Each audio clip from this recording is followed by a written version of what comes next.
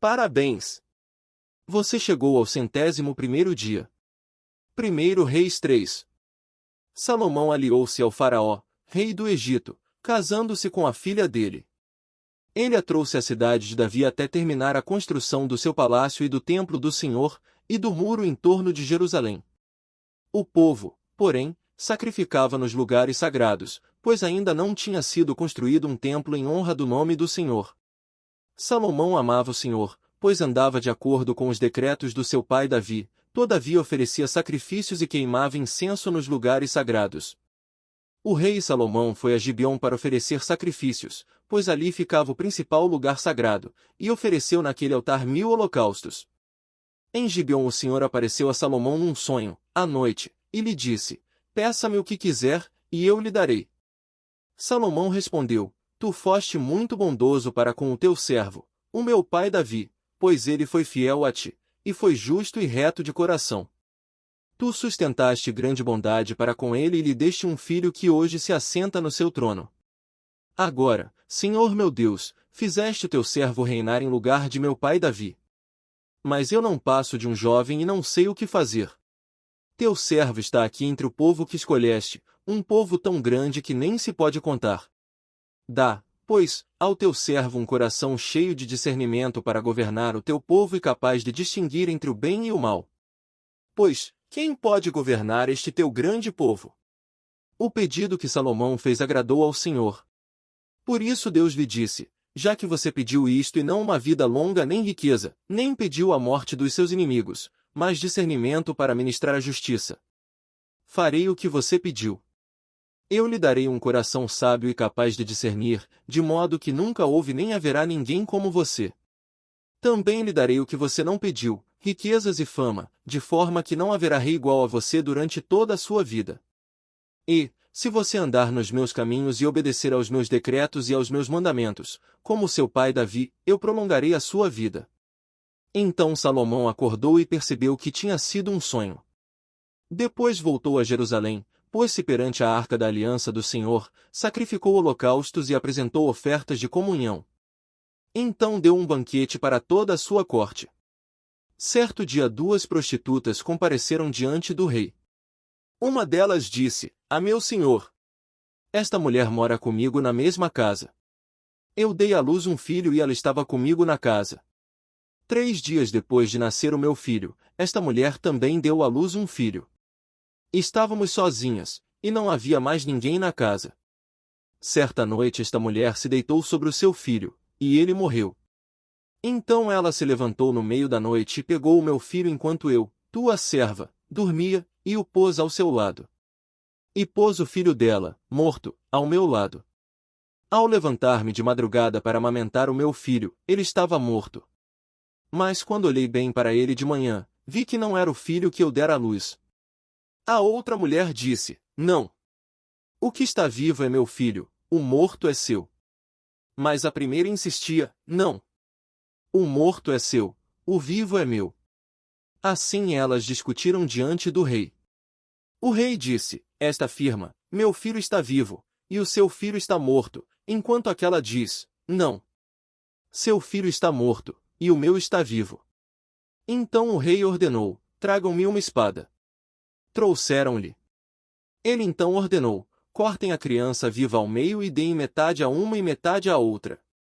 A mãe do filho que estava vivo, movida pela compaixão materna, clamou: Por favor, meu senhor, dê a criança viva a ela. Não a mate. A outra, porém, disse: Não será nem minha nem sua. Cortem-na ao meio. Então o rei deu o seu veredicto: Não matem a criança. Deem-na à primeira mulher. Ela é a mãe. Quando todo Israel ouviu o veredicto do rei, passou a respeitá-lo profundamente, pois viu que a sabedoria de Deus estava nele para fazer justiça. 1 Reis 4. E assim o rei Salomão tornou-se rei sobre todo Israel. E estes foram os seus principais assessores: Azarias, filho de Zadoque, o sacerdote; Elioref e Aías, filhos de Cisa, secretários; Josafá, filho de Ailude, arquivista real; Benaia, filho de Joiada, comandante do exército; Zadoque e Abiatar, sacerdotes; Azarias, filho de Natã, responsável pelos governadores distritais, Zabude, filho de Natã, sacerdote e conselheiro pessoal do rei. Aizar, responsável pelo palácio, Adonirão, filho de Abedeá, chefe de trabalhos forçados. Salomão tinha também 12 governadores distritais em todo Israel, que forneciam provisões para o rei e para o palácio real. Cada um deles tinha que fornecer suprimentos durante um mês do ano. Estes são os seus nomes: Ben-Ur, nos montes de Efraim; Ben-Dequer, em Macais; Saalbim, Bet-Semes e Elon-Bet-Anã; Ben-Ezede, em Arubote, Socó e toda a terra de Éfer; Ben-Abinadab, em Nafote-Dor.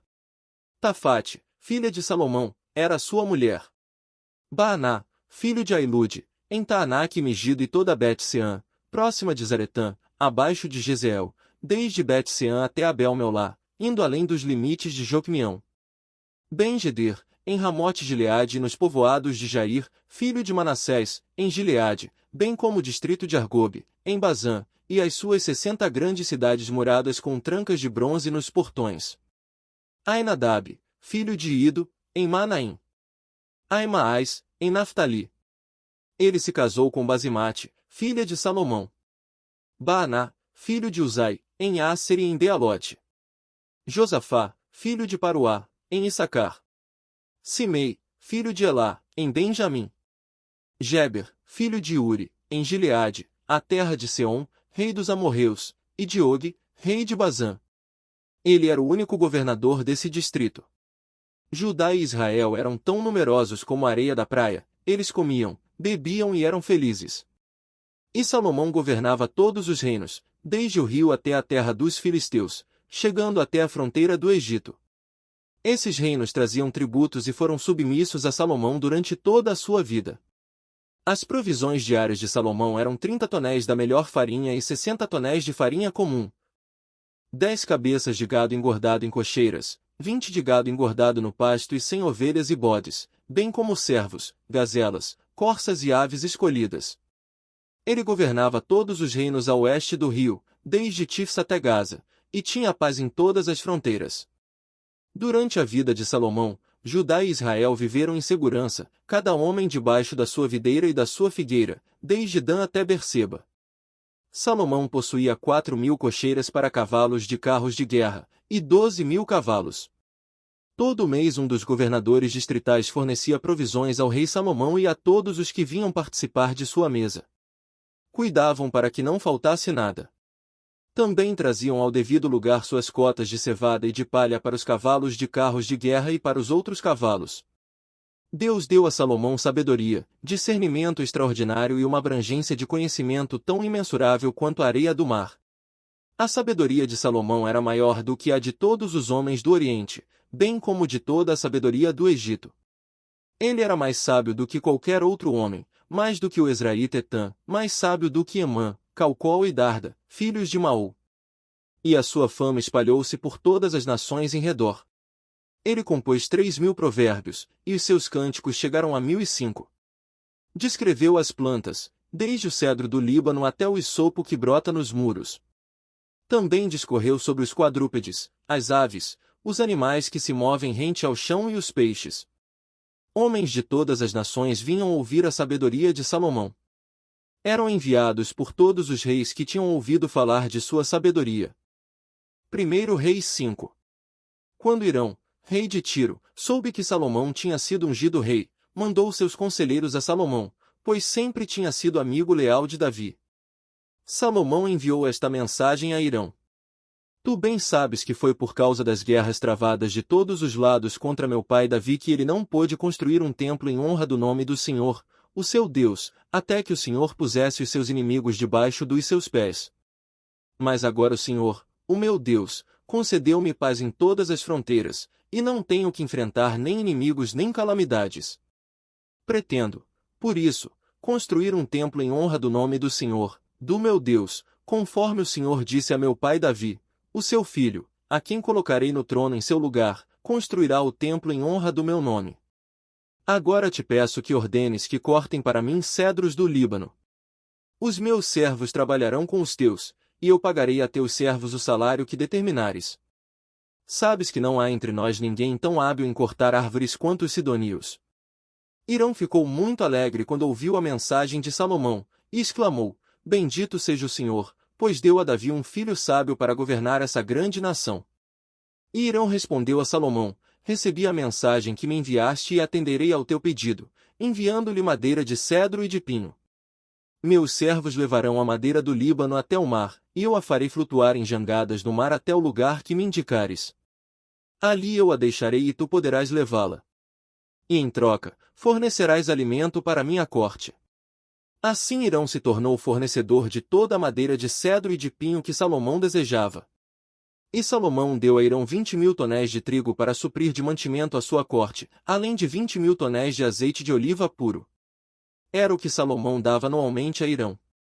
O Senhor deu sabedoria a Salomão, como lhe havia prometido.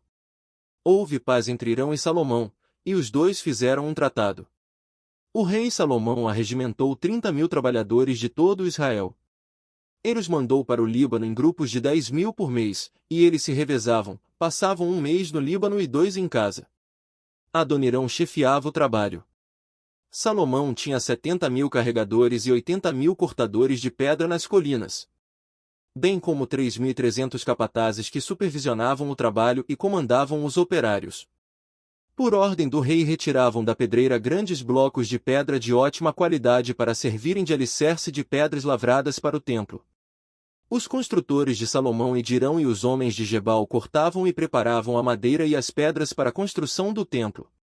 Parabéns! Você concluiu mais um dia. Fique atento para o próximo. Você pode divulgar a palavra de Deus compartilhando esse vídeo. Peço também para você curtir, para você não custa nada, para nós é muito importante. Convide outros a se inscreverem no canal. Deus abençoe a sua vida.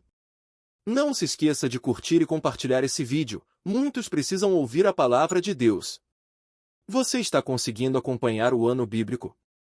Se está, coloque nos comentários: eu estou conseguindo. Seu comentário pode incentivar os outros.